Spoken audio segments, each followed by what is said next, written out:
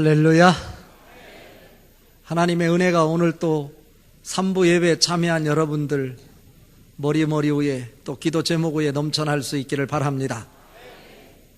오늘 본문 말씀에 보면 야베스라고 하는 사람이 소개가 되고 있습니다. 역대상 4장을 읽었는데 4장 1절에 보면 베레스, 헤스론, 갈미, 홀, 소발 이렇게 하면서 쭉 이름이 거론되면서 44명이 이름이 거론되다가 갑자기 야베스는 그 형제들보다 귀중한 자라 이렇게 설명이 나오는 거예요. 어떻게 된 일일까? 당시 이 말씀이 쓰여질 당시 이스라엘 백성들이요 바벨론 포로를 마치고 희망을 가지고 기환을 했습니다. 예루살렘 성전, 파괴되었던 성전이 스룹바벨에 의해서 다시 재건되고 세워졌습니다.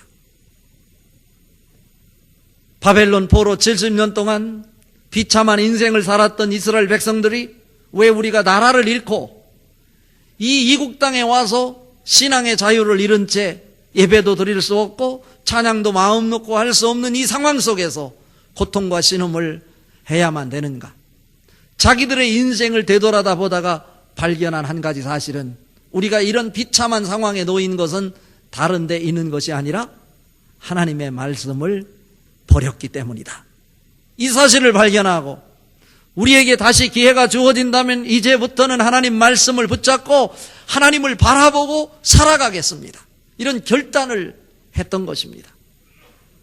그리고 고국으로 다시 기회가 되어서 1차, 2차, 3차에 걸쳐서 기환을 하게 됩니다. 예루살렘 성전이 다시 세워졌습니다. 그런데 시간이 흐르면서 다시 그들이 성전 중심의 삶을 살지 못하게 되었습니다. 이스라엘 백성들이 이렇게 내일이 없이 희망이 없이 소망 없이 현재에 놓여져 있는 상황 속에서 절망하고 좌절하고 있는 그들에게 새로운 희망을 주는 메시지가 바로 오늘 본문 말씀입니다. 야베스를 그들에게 소개할 수밖에 없었던 하나님, 누가 누구를 낳고 누가 누구를 낳고를 끊임없이 반복해서 이어져 오고 있었던 어쩌면 따분한 독자들로 하여금 지루하게 만드는 그 상황 속에서 갑자기 하나님께서 붓을 멈추시고 누가 야베스를 낳고 야베스가 누구를 낳았다라고 소개를 해야 될 그 즈음에 야베스가 누구를 낳았다 소개하지 않고 야베스가 누군지를 장황하게 설명을 하고 자랑하고 계신 거예요. 왜 그럴까? 당시의 포로의 기환을 통해서 희망을 가졌던 그들이 다시 절망하고 좌절한 상황 속에서 성전을 떠나고 있는 그 시대적 그 상황을 염두에 두고 포로 이후에 이스라엘 백성들이 야베스 같이 당시에 말할 수 없는 말로 표현할 수 없는 비참한 그 상황에 처해 있던 야베스도 기도를 하니 하나님께서 그의 삶을 역전의 인생으로 바꾸어 주셨다. 그러니까 너희도 하나님 앞에 나와 기도하면 희망이 생기고 소망이 있고 하나님의 비전을 보게 될 것이다. 새로운 희망을 주시기 위해서 오늘 야베스를 소개하고 있는 것입니다. 야베츠, 고통이라는 의미예요. 슬픔이라고 하는 이름을 갖고 있어요.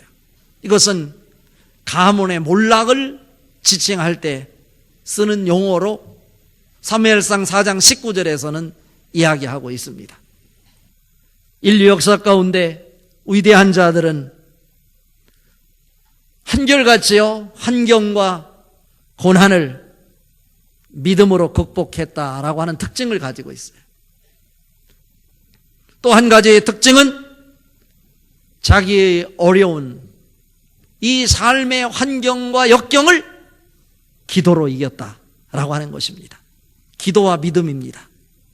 오늘 힘들다고 생각되시거든 기도와 믿음, 선진들이 일구어냈던 믿음이 내 속에 작동되고 있는지 내가 어려운 상황 속에 현실만 바라보고 원망과 불평과 신음 그리고 고통 소리에 사로잡혀 있지는 않은지 기도의 자리로 나오십시오. 기도한 사람은 역전 인생을 일궈낼 수 있는 것입니다. 오늘 본문 말씀을 통해 우리는 기도의 사람들에게 하나님이 어떠한 축복을 주시는지 살펴보며 은혜를 받으려고 합니다. 첫 번째로, 하나님께서는 기도하는 자에게 신분을 바꿔 주십니다. 오늘 읽은 말씀, 9절 말씀 우리 같이 한번 읽어봅니다. 야베스는 그의 형제보다 귀중한 자라. 그의 어머니가 이름하여 이르되 야베스라 하였으니 이는 내가 수고로이 낳았다 함이었더라 입니다. 야베스라고 하는 이름, 고통과 슬픔이라고 그랬습니다. 왜 야베스는 그런 비참한 인생, 어쩌면 고통이고 슬픔의 환경, 그것을 운명적으로 받아들이고 그 환경 속에서 살다가 그냥 죽었어도 누가 손가락질하고 탓하지 않을 정도로 비참한 환경 속에 태어난 사람이었습니다. 그런데 오늘 하나님께서 입을 멈추시지 못하시고 이스라엘의 선민들의 족보를 기록하시다가 붓을 멈출 수밖에 없었던, 자랑하고 싶어서 입이 간지러워서 가만히 있을 수 없어서 입을 열어 자랑할 수 있는 존귀한 자가 될 수 있었느냐? 다른 데 있지 않아요. 기도하는 자였었다라고 하는 것입니다. 그의 어머니는 어쩌면 야베스를 낳고서 땅을 치며 통곡을 했는지 모르겠어요. 이 불쌍한 것. 애비도 없이 태어나서 어떻게 살아갈지 앞이 캄캄했어요. 앞이 보이질 않았어요. 그래서 이름하여 야베스라, 슬픔이라, 고통이라, 이렇게 이름을 지어주었어요. 야베스가 오늘 그 환경을 극복하고 세상 앞에 존귀한 사람, 2017년도를 살아가고 있는 우리에게도 자랑거리로 존경을 받는 사람으로, 명성을 떨치는 사람으로 소개되고 있는 것은, 전도서 3장 11절에 보면 이런 말씀이 있어요. 하나님이 모든 세계를 지으시되 때를 따라 아름답게 하셨고 또 사람에게는 영원을 사모하는 마음을 주셨느니라 말씀하셨어요. 사람은요, 외형적인 것이 바뀐다고 해서 그 사람의 신분이 바뀌지 않아요. 하나님이 사람을 만들 때부터 영원을 사모하는 마음을 주셨어요. 그 공간을 하나님의 말씀으로, 하나님의 영으로, 기도로 채워내지 않으면 그 인생은 행복할 수 없는 것입니다. 여러분이 아무리 돈을 많이 벌어도 하나님의 영으로 채워지지 않으면 허탈감이 있고 허전함이 있는 것입니다. 그러나 내가 가진 것이 없고 사회적 지위가 없고 자랑할 것이 없고 내세울 것이 없을지라도 내가 하나님 앞에 기도함으로 하나님의 영으로 충만하게 될 때 나는 부러울 것이 없는 것입니다.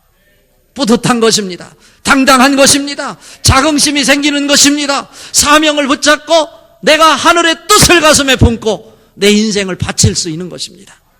오늘 야베스가 그런 자리에 서게 된 것입니다. 이스라엘 백성들이 광야 40년 동안 훈련을 받을 수밖에 없었던 것도 그들의 속이 바뀌어지지 않았기 때문입니다. 여러분, 우리의 속이 영적으로 바뀌어질 때 비로소 하나님 앞에 존귀함을 얻는 사람이 될 수 있다라고 하는 말씀입니다.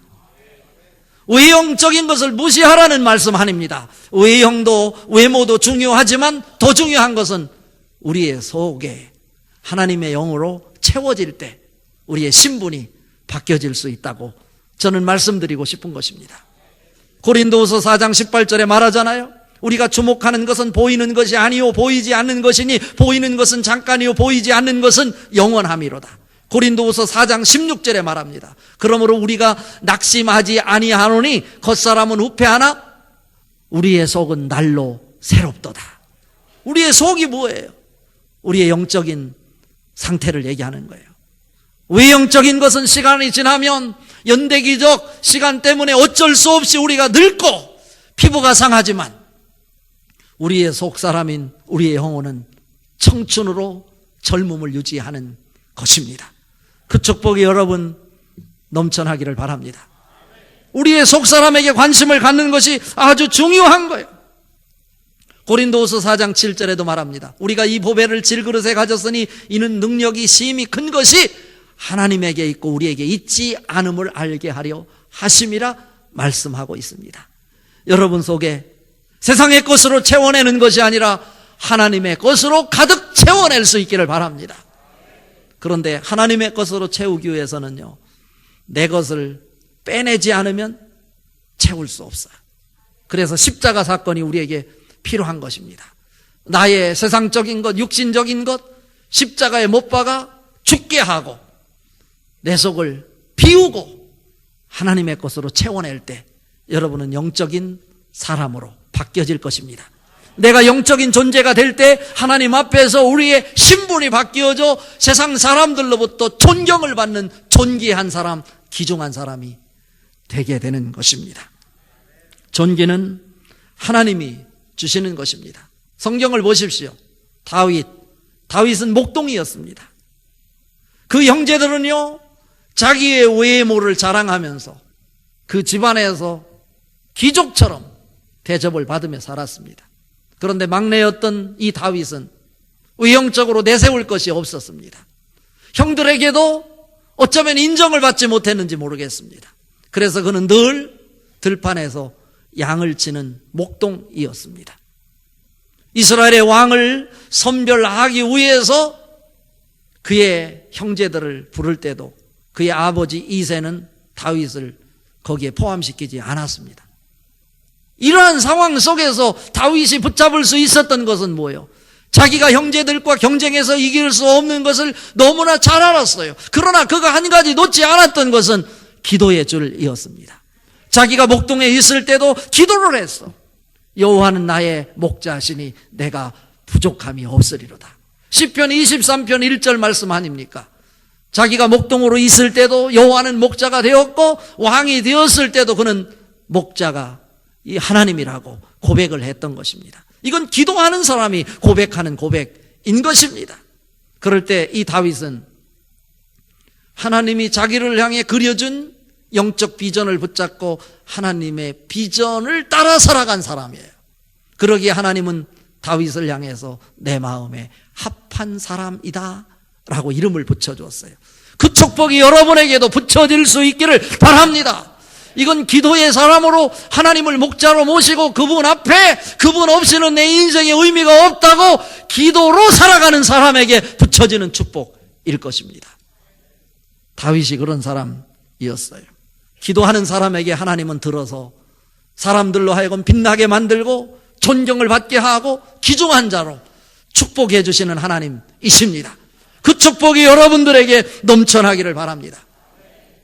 두 번째로, 기도하는 자에게 지경을 넓혀주는 축복을 허락하신다라고 하는 것입니다. 오늘 10절 말씀 같이 읽어봅니다.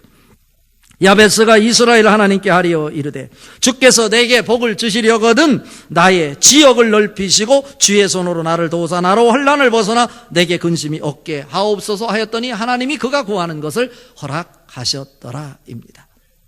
그는 기도하기 시작했어요. 누구에게? 이스라엘 하나님께. 여기서 이스라엘 하나님이라고 이름 붙이는 것에는 큰 의미가 담겨 있어요. 이스라엘과 언약을 맺으신 하나님, 나와 언약을 맺으신 하나님, 우리를 그냥 부르시지 않았어요. 언약을 맺고 불러주셨어요. 너가 내게 나와 부르짖으면, 내게 기도하면 내가 들어주시겠다. 저는 이 말씀을 묵상하면서 뭐가 그려졌냐면, 하나님께서 나를 이 땅에 보내시면서 나에게 줄 수 있는 비전을 하나님께서 다 그리고 계신데 우리가 기도하지 않아 그 세계가 보이지 않을 뿐이다. 우리가 하나님 앞에 나와 기도하면 하나님이 나를 통해서 이루실 그 어마어마한 영적 설계도가 있다. 그것은 기도를 통해서 내 것으로 만들 수 있다 라고 하는 거예요. 아무리 하나님이 설계도를 가지고 있어도 내가 기도해서 내 것으로 만들지 않으면 내 것이 될 수 없다는 거예요. 야베스는 그 불가피한 환경 속에 그것을 운명으로 받아들이지 않고 하나님이 전능하시다면, 하나님이 나에 대한 인생의 설계도를 그려놓으셨다면 그 설계도를 저에게 보여주십시오. 기도했는데 그 첫 기도가 뭐냐면, 나에게 복을 주시려거든 나의 지역을 넓혀주십시오. 무슨 얘기입니까? 어쩌면 이 야베스가 자기 조상으로부터 분배받은 땅이 협소하고 제한적이었는지 모르겠습니다. 어쩌면 그 조상으로부터 받은 땅이니 내 운명이다 생각하고 그 땅에서 살아가야 됐을지도 몰랐을 것입니다. 모릅니다. 그런데 야베스는 그것에 만족하지 않았어요. 하나님이 왜 나를 이곳에 보내신 것입니까? 나를 향해 그려주신 그 거대한 그 비전을 저에게 보여주십시오 라고 기도했어요. 기도하면서 첫 마디가 나에게 복을 주시려거든 나를 향해 그려놓으신 하나님의 비전에 그 넓은 지역, 내가 활보할 수 있는 영역을 넓혀 주시옵소서. 이런 기도요. 우리 서원경교회 성도들은 하나님이 주신 비전, 기도를 통해서 선명하게 볼 수 있기를 바랍니다. 나는 나이가 들었으니 나의 환경은 이러니까 이 정도로 살다가 내 재산을 우리 자녀들에게 이렇게 물려주고 계승하면 되겠다. 결정하지 마십시오. 여러분의 인생은 여러분이 결정하는 것이 아닙니다. 여러분의 인생을 결정하시는 자는 하나님이실 것인데 하나님이 여러분의 인생의 설계도를 영적으로 그려놓으시고 계세요. 여러분 기도를 통해서 여러분의 인생을 제한된 곳에 좁은 이 독방에 협소한 곳에 가둬놓지 말고 여러분의 비전을 크게 넓힐 수 있기를 바랍니다. 하나님은 우리에게 비전이십니다. 하나님 앞에 기도하면 여러분의 활동 범위가 넓어집니다. 단순히 서원경교회에서 내가 신앙생활한다고 생각하지 마십시오. 담임 목사가 품은 비전 때문에 여러분이 비행기를 타고 미국에 가서 복음을 전하는 역사가 일어날 줄 믿습니다. 캐나다를 가고 영국을 가고 유럽을 가고 북유럽을 가고 덴마크를 가고 이스라엘에 가서 복음을 전하는 사역자로 세움을 받게 될 것입니다. 이것은 기도를 통해 만들어낼 수 있는 것입니다. 기도를 통해 할 수 있는 거예요. 죄를 지으면 우리는 감옥에 갑니다. 또 가서 죄가 무거우면 독방으로 들어갑니다. 거기서 난동을 부리면 그의 손과 발을 묶어 놓습니다. 아무것도 할 수 없는 그 활동 영역이 쪼여져 옵니다. 좁혀져 온다 이거예요. 그러나 하나님 앞에 기도하면 하나님은 묶여 있는 것을 풀어주시는 하나님입니다. 바울과 실라가 빌립보 감옥에 갔을 때 하나님의 비전을 향해서 기도하고 찬양할 때 하나님은 그들의 발에 손에 채웠던 착고를 풀어주셨고 감옥문을 열어주셨습니다. 자유입니다. 활동의 영역을 넓혀주십니다. 여러분 기도하십시오. 기도하지 않으면 모든 것이 작아집니다. 옥죄집니다. 남편도 작아집니다. 물질도 작아지고 건강도 작아지고 자녀도 쭈그러듭니다. 그러나 기도하면 자녀의 활동 영역이 넓어집니다. 남편도 커집니다. 건강도 강건해집니다. 이건 기도를 통해서 우리 인생이 바뀌어질 것인데 기도를 통해서 여러분의 활동 영역을 넓혀갈 수 있는 축복의 사람들 될 수 있기를 바랍니다. 마지막으로 기도하는 자에게 주어지는 축복은 뭐냐면 환난과 근심을 물리치게 됩니다. 그리고 하나님의 기쁨과 샬롬으로 여러분을 채워주십니다. 10절 말씀 다시 한번 읽어봅니다. 야베스가 이스라엘 하나님께 하리어 이르되 주께서 내게 복을 주시려거든 나의 지역을 넓히시고 주의 손으로 나를 도우사 나로 환난을 벗어나 내게 근심이 없게 하옵소서 하였더니 하나님이 그가 구하는 것을 허락하셨더라. 중요한 것은 그가 기도했는데 하나님이 그가 구하는 것을 허락하셨다는 거예요. 특히 그가 구한 것이 뭡니까? 환난과 근심이 벗어나게 해달라는 거예요. 주의 손이 나와 함께 하사. 주의 손은 능력을 얘기하는 거예요. 여러분의 인생을 변화시키고 여러분의 인생을 이끌 수 있는 것은 주님의 손에 달려 있습니다. 능력입니다. 우리에게 나타나는 문제, 우리의 힘으로 풀려지지 않아요. 가족의 문제가 하나만 해결되면 다 끝날 것 같지만 시아버지 문제가 해결되니 친정아버지 문제로 발목 잡히게 돼요. 그것 풀리면 해결될 줄 알았더니 자식이 속색이요. 해결이 되지 않아요. 끊임없이 꼬리에 꼬리를 무는 것이 우리 인생이에요. 문제 해결되지 않아요. 야베스에게도 그 인생 속에 뭐가 있었다는 거예요. 혼란과 근심이 있었다는 거잖아요. 하나님 앞에 구하는 거예요. 주의 손이 나와 함께 하사 혼란과 근심이 사라지게 하여 주시옵소서. 이렇게 기도했어. 잠언 10장 22절에 보면 이렇게 말씀하시죠. 뭐라고 말씀하십니까? 주께서 주시는 복은 우리로 하여금 부하게 하시고 근심을 겸하여 주시지 아니하신다고 말씀하고 있어요. 아무리 재물을 가져도 사회적 지위가 있어도 근심이 있으면 그것은 축복은 아닙니다. 내가 가진 것은 없지만 하나님의 손길이 나와 함께하는 것이 느껴질 때 나는 행복합니다. 하늘의 기쁨이 있는 것입니다. 여러분 마음껏 하늘의 기쁨을 기도를 통해서 누리시고 만들어낼 수 있기를 바랍니다. 그리고 하늘의 기쁨을 여러분 가족에게 선포하십시오. 여러분 자녀들에게 나누어 주십시오. 성도들에게 전달하십시오. 이것이 바로 하나님의 사람 아니겠습니까? 잠언 31장 28절 이하에 보면 이런 말씀이 있어요. 이게 너무나 행복의 말씀인데 뭐라고 시작되냐면 이렇게 시작해요. 잠언 31장 마지막 장에 28장부터 보면 그의 자식들은 일어나 감사하며 그의 남편은 말하기를 덕행 있는 여자가 많으나 그대는 모든 여자보다 뛰어나다 하는도다. 얼마나 큰 축복이에요. 고운 것도 거짓되고 헛된 것도 뭐 다 쓸모없다. 그러나 여호와의 율법을 즐거워하는 자는 칭찬을 받으리라. 이렇게 하면서 하나님을 붙잡고 사는 복에 대해서 말씀하고 있어요. 여러분 새벽을 깨우십시오. 남편을 깨우십시오. 자녀를 깨우십시오. 기도의 자리를 만들어내십시오. 그럴 때 여러분은 환난과 근심이 사라지고 여러분의 지경이 넓어지게 될 것입니다. 묶인 것이 풀어지게 될 것입니다. 어둠이 벗어나게 될 것입니다. 여러분의 자식이 존귀하게 될 줄로 믿습니다. 한 가지 말씀을 드리면서 마치려고 합니다. 로마 기독교 박해가 아주 심할 때 노라 펠릭스라고 하는 기독교 지도자가 불가피하게 어려움을 당해 체포령이 떨어져서 피신할 수밖에 없었습니다. 그래서 피신할 곳이 없어서 노라 펠릭스가 산속으로 이렇게 도망갔어요. 그것을 알고 관리들이 수색대원을 동원해서 총을 들고 그를 잡으러 추격해 옵니다. 하는 수 없이 그는 산속에서 굴로 들어갔어요.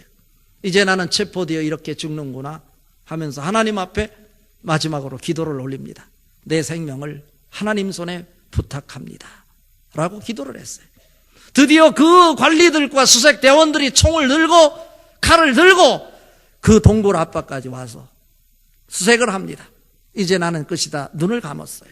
그런데 이상하게 그 수색대원들이 총칼을 들고 그 동굴 앞에까지 와서 왔다 갔다 몇 번이나 반복하더니 그만 내려가 버리고 말았어요.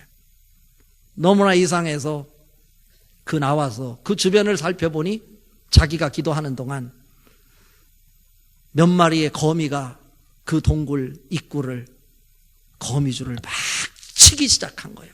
그래서 온통 자기가 들어갈 때는 아무것도 없었는데 기도하고 나오다 보니 온통 그 입구에 거미줄로 가득 에워싸여 있는 거예요.